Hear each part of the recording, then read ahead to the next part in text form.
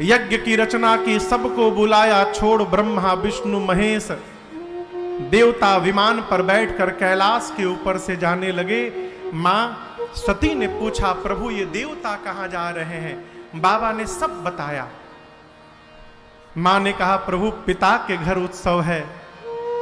जो प्रभु आय सो, यदि आपकी आज्ञा हो जाए नाथ तो मैं भी हो आऊं उत्सव में से। बाबा ने कहा, देवी पहली बात, आपके पिताजी ने हम लोगों को बुलाया नहीं है।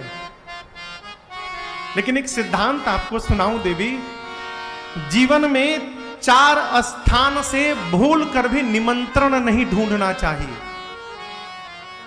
4 स्थान पर बिना बुलाए जाना चाहिए। कहां? पिता के घर कोई उत्सव हो तो बिना बुलाए पहुंचना चाहिए।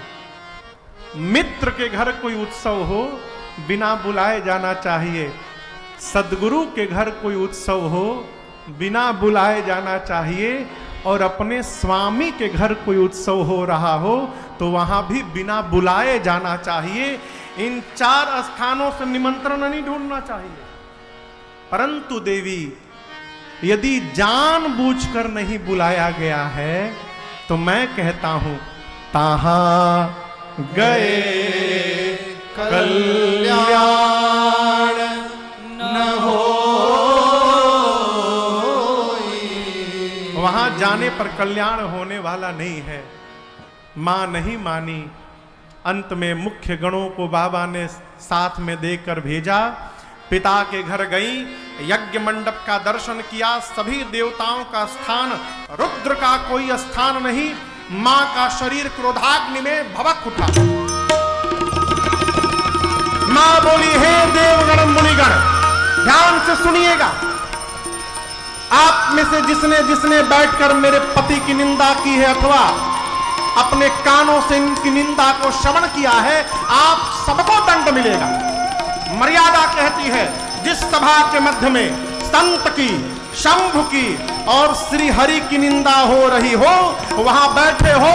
यदि भुजाओं में शक्ति और सामर्थ्य है तो निंदा करने वाले की जिह्वा काट दो, और यदि शक्ति नहीं है तो कान बंद करके चले जाओ। मेरे पति केवल मेरे पति नहीं हैं, जगत के पिता हैं।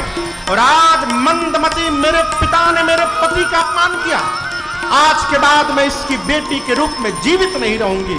इतना कह के सती मैया ने दाहिने पांव के अंगुष्ठ से शरीर में योगाग्नि को प्रज्वलित करा के और मां ने अपने आप को सभा में जलाकर बंद कर दिया। हाहाकार मच गया हो। मां का शरीर क्रोधाग्नि में, योगाग्नि में भभकने लगा। बाबा को पता चला। बाबा ने वीरभद्र को भेजा। वीरभद्र बाबा के गण आए। सबसे पहले यज्ञाचार्य की दाढ़ी नोची। जिस यज्ञ में रुद्र का वाहन नहीं हो, आचार्य बने हो, दाढ़ी नोचो। पूसा नाम के देवता के दांतों को तोड़ दिया मारकर।